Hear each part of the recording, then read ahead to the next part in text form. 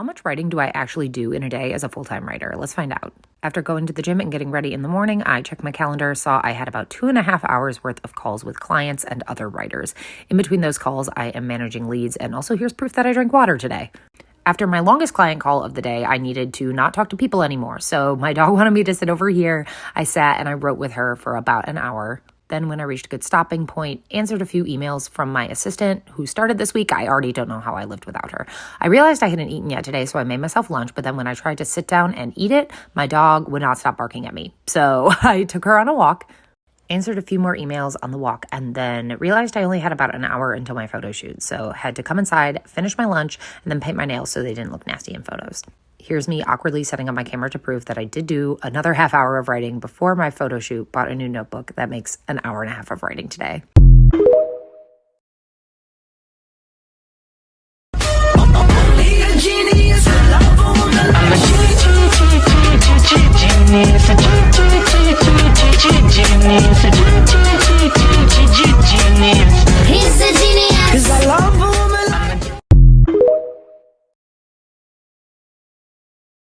And they going gorillas, huh? I don't even know what that means. No one knows what it means, but it's provocative.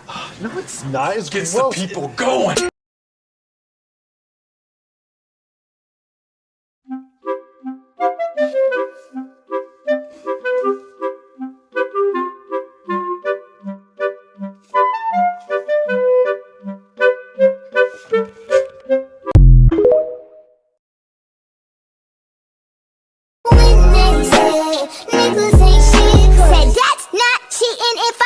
With your ass, yo. You kept secrets and your cousin told me that. So logical thinking is just something that you lack. So what you even meant for? Looking like a stick up.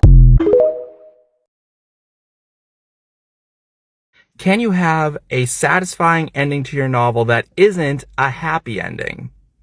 My name is Steve. I went to Florida State University to get my degree in creative writing. I'm getting my master's in creative writing right now, and I am here to tell you that yes, you can. You can write an ending to a novel that is satisfying but not happy. But it's tricky. There are things you need to do, and there is a lot that the reader is going to expect out of you that is going to be very, very much required to make that ending satisfying. So the number one thing, if you are not going to end your novel on a happy ending, you need to at least resolve the conflicts you have laid out in your novel. And when I say resolve, that doesn't mean that the main character necessarily overcomes them, right? Like maybe your novel doesn't end happy because your main character fails or is either unalived or they suffer a disappointment or their relationship ends or whatever is going on depending on your novel, right? But you have to lay the groundwork for that, and you have to, it sounds kind of crazy to do, you got to make it hurt. It's got to hurt at the end. We the reader need to feel that emotion, that brokenness of the failure, because if you don't have that, it's going to be kind of really unsatisfying for the most part, and it's going to just kind of feel like it's an incomplete story. If you haven't resolved all of the conflict and hit us in the heart, like tugged at our heartstrings, you're going to feel incomplete. Another thing you need to focus on is, why are you choosing this bad ending? Why is the hero not going to succeed? Why is our protagonist not going to get the happy ending that they deserve or that we believe they deserve?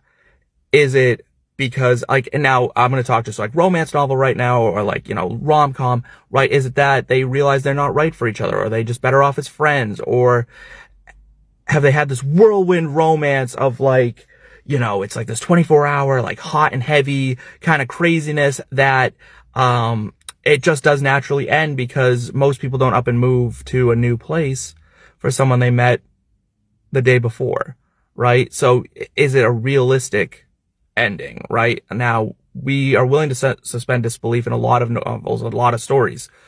But if you're going to end on a negative, you almost have to play more into the realism. You almost have to kind of lean into the fact of like, whatever bad has happened, that has happened. And you just kind of have to own it. We're not going to suspend disbelief as readily for a negative ending as we are for a happy ending. Hopefully this helps. I'm running out of time. Guys, if this was helpful, drop a like, drop a follow, drop a comment. I hope you guys are having an amazing month, day, year, whatever it is. And I hope to see you again soon. Take care, guys. Snow in the mountains was melting, and Bunny had been dead for several weeks before we came to understand the gravity of our situation.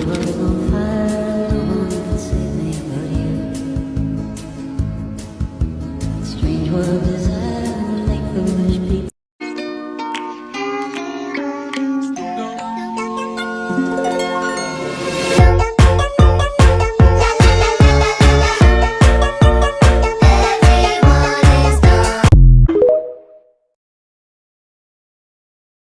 There's a trick to instantly add tension to any scene. My name is Danielle. I've written 15 traditionally published novels, and I stole it from Hitchcock, so you know it's good. Here it is. Put a bomb under the table. Obviously, the bomb is a metaphor for anything that is about to explode and disrupt these characters' lives. The trick is while the reader can know about the bomb, the characters can't. Like and follow for more. At the same time,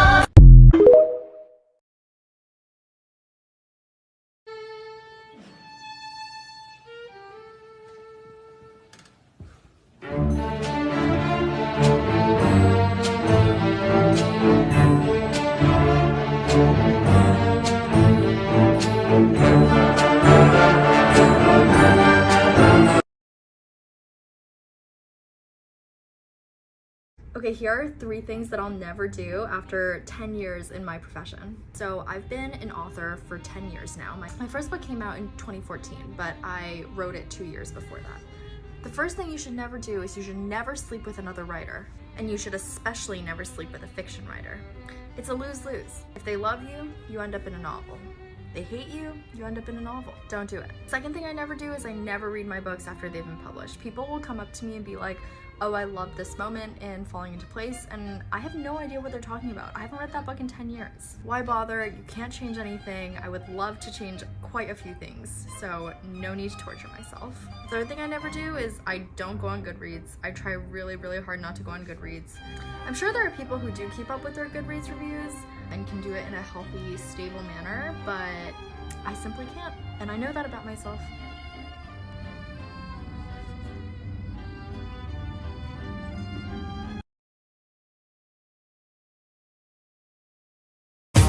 And then you caught my eye, giving me the feeling of a lightning strike. Look at me now, I'm floating. I can't even toss this stuttering. This crowd of mine keeps shaking. Oh, oh, oh, now! A tip to writing dynamic characters is to know their 3 secrets. A secret everyone knows, a secret few people know, and a secret no one knows. In terms of Snape from Harry Potter, everyone knew he was once a Death Eater. Few people, the members of the Order, knew he was loyal to Dumbledore despite his affiliation with the Death Eaters. Dumbledore trusts Snape, therefore I do. And almost no one knew about his love for Lily Potter. Now, not all characters need this, but it's a good exercise for a character's history, especially a character with hidden motivations. Today was day 221 of No 0 Days Until I'm a best-selling author. So if you're a writer, stop scrolling. I have a secret for how you're going to make your writing so much easier. My name is Danielle. I've written 15 traditionally published novels. I actually came up with this idea because I was on deadline and I had to write a bunch of pages and I didn't want to do it. All of my terrible perfectionist tendencies were getting in the way. But like, I had a due date, so I had to get something down on the page. This is what I did. I challenged myself to write badly. What it did was open up this kind of backdoor into my creativity. I felt like I had this freedom to try anything that I was too nervous to try before, and I ended up with some of the best work in the entire project. Now, writing this trash draft is part of my process no matter when my deadline, and it really does make things easier. Like and follow for more.